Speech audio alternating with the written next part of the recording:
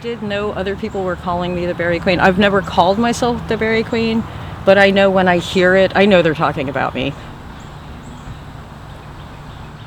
I care so much about removing the coral rhodesia that, like, if I am laying awake at night and it's berry season and there's a big wind, I know the berries are dropping and it's keeping me from sleeping. All I do, I just put my hand on the other side of it and I pull and they come off. It's that easy. I would make a point to spend either 3 hours in the woods or get 5 gallons of berries before I would leave the woods. But when you're actually looking at the things around you and paying attention, you realize there are problems.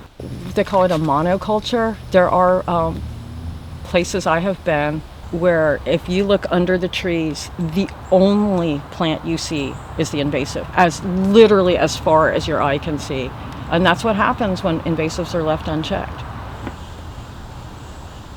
Because of the level of volunteering I've done with the city, I've actually been named City of Gainesville Volunteer of the Year, but I'm allowed to go out there virtually, and actually not virtually any park in the city of Gainesville, so long as I tell them I'm going in and I tell them when I'm coming out, because they need to record my volunteer hours, and also they want to make sure I'm safe.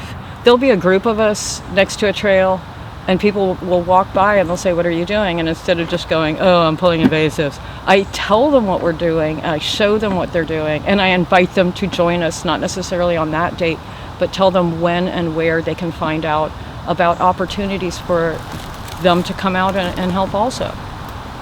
Most of them don't even know what the invasives are versus the native plants. And it really does take somebody who knows to be able to show you. Some of our parks actually have endangered plants. So we have to be extremely careful when we let people into the parks to pull the invasives, that they don't accidentally damage something that's already struggling. And there's a philosophy of 7 generations that you're not supposed to own the earth, that you're supposed to, we're not the owners of the earth, we're like caretaking it for the future.